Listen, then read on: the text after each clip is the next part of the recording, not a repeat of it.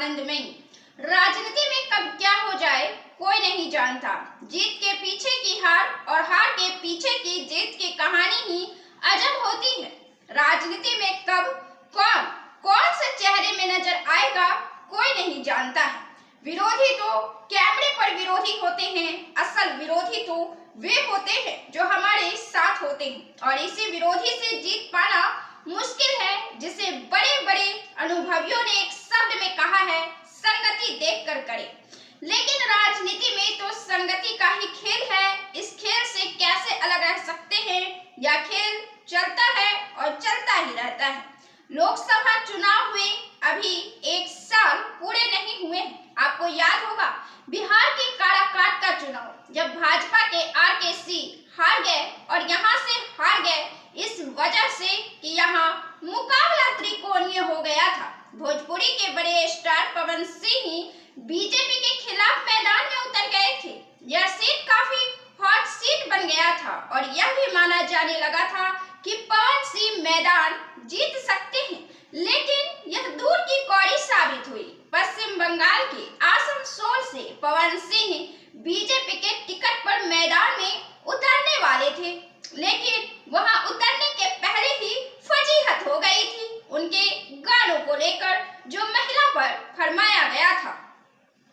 अब भाजपा के बड़े नेता RKC ने ऐसे राज खोले हैं कि बिहार भाजपा में फजीहत की गंध आ रही है। RKC काफी दिलचस्प शख्स है और बिहार से इनका बड़ा पुराना नाता है। RKC ने साफ साफ कह दिया कि पवन सिंह की कोई गलती नहीं है। पवन सिंह को पैसा दिया गया था मेरे खिलाफ लड़ने के लिए। मेरे समर्थकों का उत्साह ही मेरे लिए खतरा बन गया, डर लग गया, मेरे खिलाफ खड़ा कर दिया। RKC ने पूरी डिटेल्स में सारी बातें बताई। उन्होंने कहा कि चुनाव के दौरान हमने बड़े नेताओं से बात की थी। आप लोग एक बार पवन सिंह से बात कर लीजिए तो वे चुनाव और मैदान से हट जाएंगे, लेकिन पार्टी ने मेरी बात सुनी नहीं। इसका नतीजा यह हुआ कि कुशवाहा वोट हमसे अलग हो गया।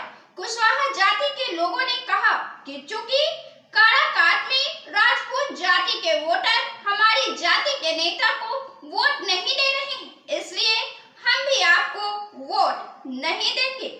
आपको बता दें कि पवन सिंह तो इस लड़ाई में इतने कमर कस चुके थे, इतने कमर कस कर कूदे हुए थे कि उन्होंने अपनी मां तक का भी नामांकन किया था। वे अगर नहीं लड़ सके तो उनकी मां लड़ेंगी।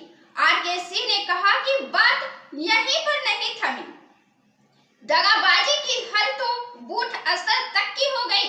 बूथ पर हमारा पोलिंग एजेंट और वोटर लिस्ट नहीं पहुंचा।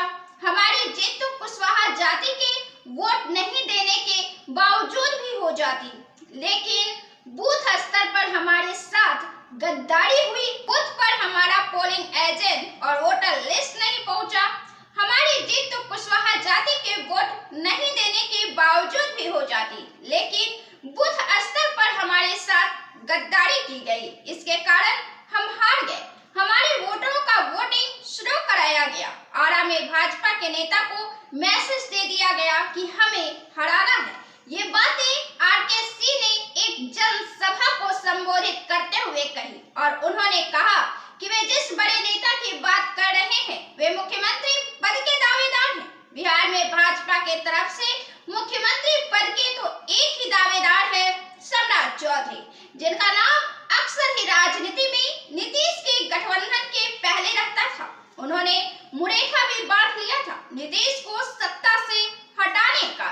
हालांकि अभी भाजपा के 2 उप मुख्यमंत्री हैं, सम्राट चौधरी और विजय सिन्हा, लेकिन सम्राट चौधरी का नाम CM के लिए काफी तेजी से चर्चाओं में रहा है। दरअसल ये सारा खेल बस एक नारेबाजी से शुरू हुई और आरा के पूर्व सांसद RKC को गहरी टिस दे गई।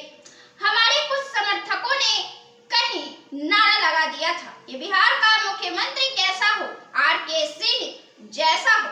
इससे ही हमारा गला कट गया, लेकिन अब RKC पूरी तरह नाराज है और वे अब इस हार का जवाब देने के लिए पूरी तरह तैयार है। वे छोड़ने वाले नहीं है, वे बकसने वाले नहीं है।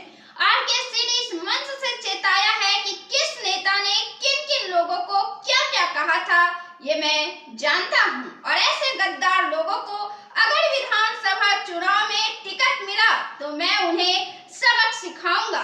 मैं भी उनके खिलाफ खड़ा हो जाऊंगा और उन्हें चुनाव जीतने नहीं दूंगा। ये मेरा प्रण है। विधानसभा चुनाव में जीतने के लिए आरके सिंह मैदान में नहीं उतरेंगे, बल्कि वे हराने के लिए मैदान में उतरेंगे।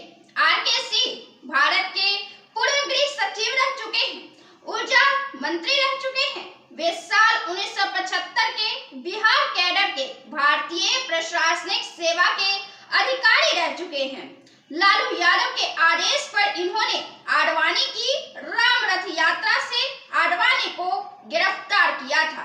जब रथ यात्रा समस्तीपुर पहुंची थी और यह ऑपरेशन इतना गुपचुप तरह से था कि इसकी जानकारी समस्तीपुर के डीएम और एसपी को भी नहीं हुई थी। लेकिन बाद में आरके सिंह ही भारतीय जनता पार्टी में शामिल हो गए और केवल 2014 और 2019 में ही आरा से 2 बार सांसद नहीं चुने गए, बल्कि वे लालू यादव के खिलाफ कई बार कड़ी बयानबाजी भी की।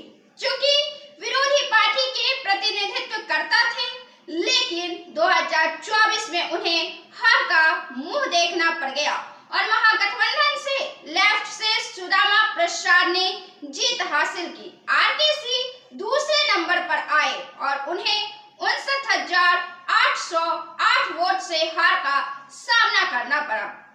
2014 के चुनाव में भी आरके सिंह ने कड़ी टक्कर होने की बात चल रही थी, लेकिन तब वे जीत गए थे। 2014 के चुनाव में भी आरा से आरके सिंह की कड़ी टक्कर होने की बात चल रही थी, लेकिन तब वे जीत गए थे क्योंकि लोगों का मानना था कि उन्होंने काम किया है। पहले वाले सांसद तो कुछ नहीं किया था, इन्होंने किया है। और दूसरी बात कि इन्होंने शहर की बिछी गंदगी और अपनी कमी को कैमरे के सामने स्वीकार कर लिया था, हवाबाजी नहीं की थी। आरा की बात करें तो यहाँ नक्सल आंदोलन बहुत ही प्रभावित रहा है। इस वजह से सीपीआई एमएल की भी यहाँ मजबूत जमीन रही है। आरा में सवर्णों में राजपूत जाति बहुसंख्यक है। ब्राह्मण, राजपूत, कायस्थ, बनिया, कोयरी और कुर्मी भी है, लेकिन यादवों की संख्या भी अच्छी खासी है। सीपीआई एमएल 2019 में तो नहीं, लेकिन 2024 में आरा से आरके सिंह को हरा दिया, जिसका सीक्रेट खुलासा आरके सिंह ने खुला मंच से विरोधियों को ललकार कर किया है। आपको यह वीडियो कैसा लगा कमेंट कर जरूर बताएं। वीडियो को लाइक करें, शेयर करें और चैनल को सब्सक्राइब जरूर से कर ले। बहुत बहुत धन्यवाद।